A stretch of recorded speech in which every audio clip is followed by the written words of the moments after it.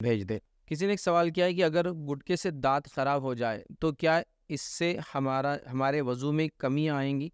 तो देखिए गुटखा खाना वैसे तो ये दुरुस्त चीज़ नहीं है, इसलिए कि गुटखे के अंदर जो चीज़ें पाई जाती है, याद रखिए वो इंसानी सेहत के लिए बहुत ज़्यादा नुकसानदेह है, याद रखिए। उसके अलावा याद रखिए गुटखे में जो चीज़ें होती हैं उसमें नशा भी होता है।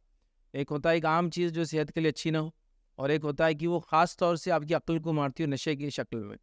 जैसे मिसाल के तौर पर एक चीज़ आप खाएँ और उससे आपका पेट खराब हो जाए, तो कोई कहेगा कि इसको नहीं खाना चाहिए इसलिए कि आपके लिए अच्छी नहीं है। और दूसरा ये होता है कि कोई चीज़ हराम हो।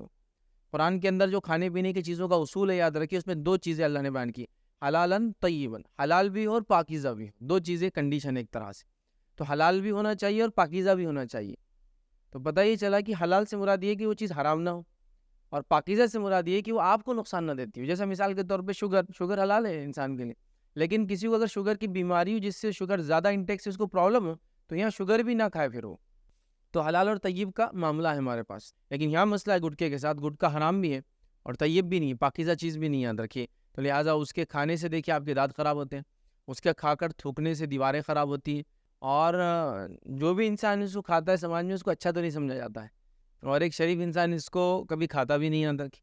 और कोई इंसान किसी के सामने खाता भी हो और उसका आदी भी हो, तो आप देखिए जैसे ही कोई दूसरा आदमी आ जाता है, वो फ़ौरन उस चीज़ को छुपाने की कोशिश करता है या बताने की कोशिश करता है, मैं ये खा नहीं रहा था, ये पहली बार खाया, या मैं नहीं खाता हूँ। तो पता ही चला ये चीज़ किसी भी लिहाज से अच्छी नहीं है, याद रखिए, प्लस इसमें नशा है। अब वो तो गुटखे का सवाल हो गया। अब सवाल दूसरा था कि दाँत खराब हो जाएँ, तो इससे वज़ू में क्या कोई कमी आएँगी? तो ये गुटखा खाना फ़ी नफ़्सी वो एक गलत काम है, और ख़ास तौर से अगर वो तम्बाकू वाला है गुटखा, गुटखे सादे भी हो सकता है आते हो, तो वो हराम है, और अगर सादा भी हो तो पाकीज़ा चीज़ तो नहीं, ये बात तो हमने देख ली, ठीक है?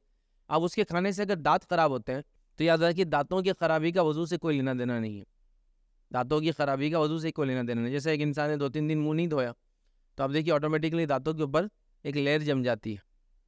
वो अंदर मुँह में जो मादे निकलते हैं उसी से होता है, याद रखिए वो। तो उससे कोई वज़ू का कोई लेना-देना नहीं है, याद रखिए। हमें साफ़ करना चाहिए, बार-बार दाँतों को साफ़ करना चाहिए। नबी अकरम सल्लल्लाहु अलैहि वसल्लम को देखा कि आप कसरत से मिसवाक करते हैं। सहाबा वगैरह और आप सल्लल्लाहु अलैहि वसल्लम मिसवाक हमेशा साथ रखते हैं। मिसवाक तो बहरहाल करना चाहिए, इसका रूटीन हो दाँत साफ़ का। बहरहाल फिर भी अगर वो साफ़ ना हो या दाँत खराब हो जाए गुटखा खाने से, तो उससे वज़ू का कोई ताल्लुक नहीं है। वज़ू एक अलग अमल है, और गुटखे से दाँत खराब होना या किसी और चीज़ से दाँत खराब होना, वो एक बिल्कुल अलग अमल है। तो दोनों का कोई ताल्लुक नहीं है, याद रखिए एक-दूसरे से।